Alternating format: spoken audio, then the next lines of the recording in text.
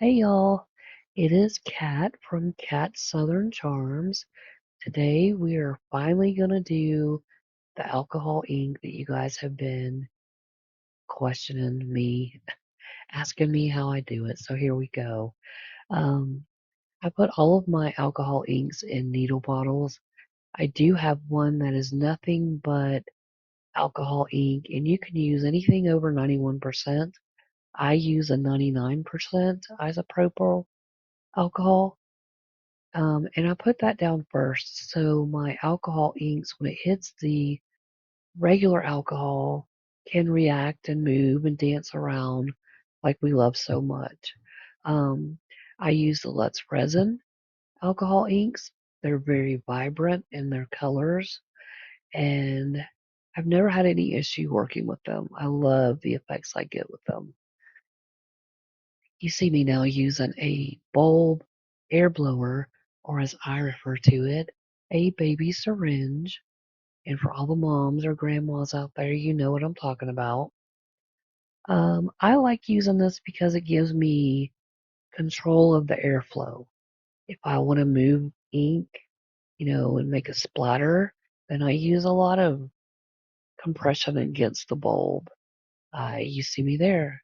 Use my lips and blow it around and get a great effect that way too. Um, when I do these, I do them in layers. I do one little section at a time because, like we know, alcohol evaporates and these dry very quickly. If you know, if you find an area that's dried out, get your clear alcohol and add a little more to that area, and that will dilute it some. Maybe the color's too bright. Maybe you want to thin it out a little. Um, or you want to join it with a different color and it's already dried. You can easily add some alcohol to that area to get your desired effect. I also get a lot of questions about the gold that I use.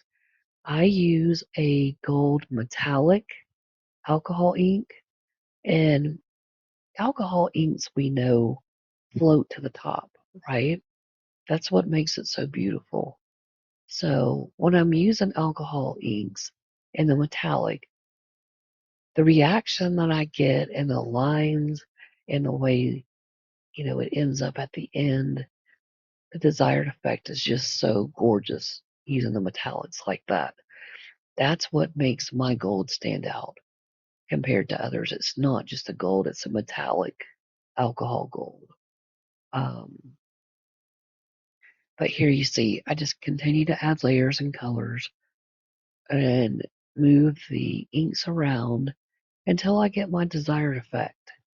Um, I also love this Marabou. It's a rainbow alcohol ink, and it kind of looks like that mermaid effect that we all love so much. So if you love sparkles, you can see it adds like a mermaid bluish kind of sparkle that just gives that little extra oomph to my coasters. That's what that is. And I actually put it in my resin too. When I'm mixing clear resin, it gives that little sparkle that, brings everything to life. So that's one of my go-tos for everything, and I love it. Um, you see here, I'm adding more. I just added some more of the regular alcohol so I can build my colors on top and let them dance around and intermingle to create some really fun effects. You know, everybody can do this. There's no set way. It's all subjective. Um, I might like a little more gold than you do. I might like a little more turquoise, and you might like a little more purple. It's up to you. Like Bob Ross says, there are no accidents in art, or there's no mistakes in art. Let me correct myself.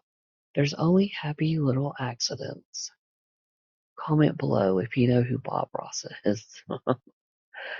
Have you tried doing these alcohol ink coasters? You see me here. lifting it, and you can let it tilt, let your gold and your colors run down to give different effects. It's beautiful. I love it. Um, and I know we're getting close to the end. I think there's a little area that I missed. There we go. I saw an area that I missed, and I add a little more color to that one spot. But here's a big thing that a lot of people don't realize. You have to let these coasters dry. And I'm going to tell you where I got these acrylic coasters because they're awesome.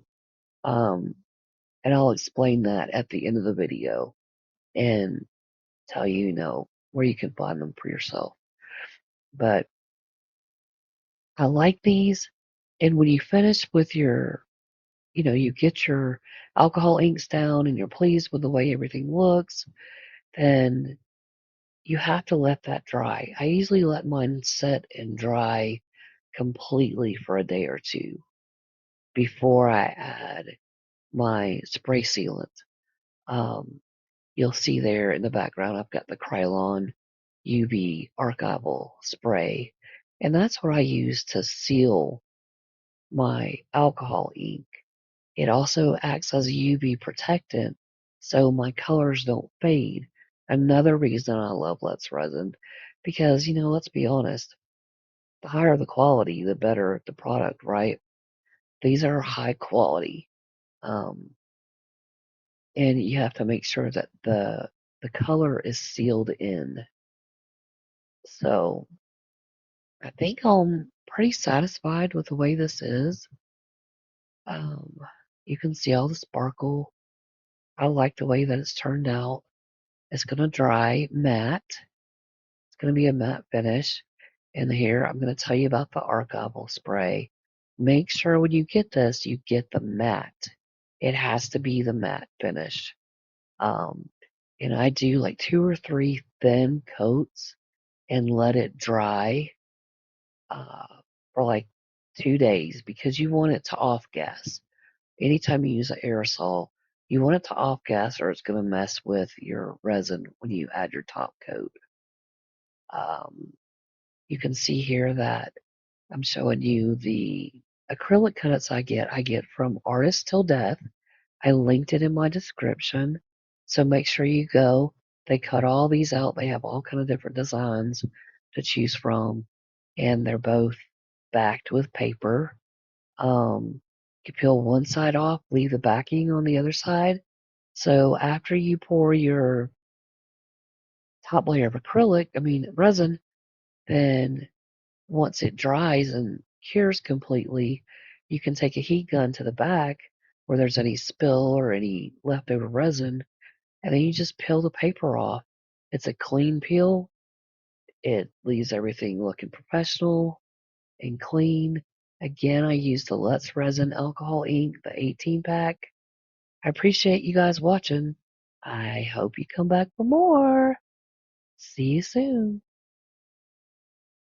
Don't forget to like, subscribe, and hit that bell so you don't miss any more. See y'all.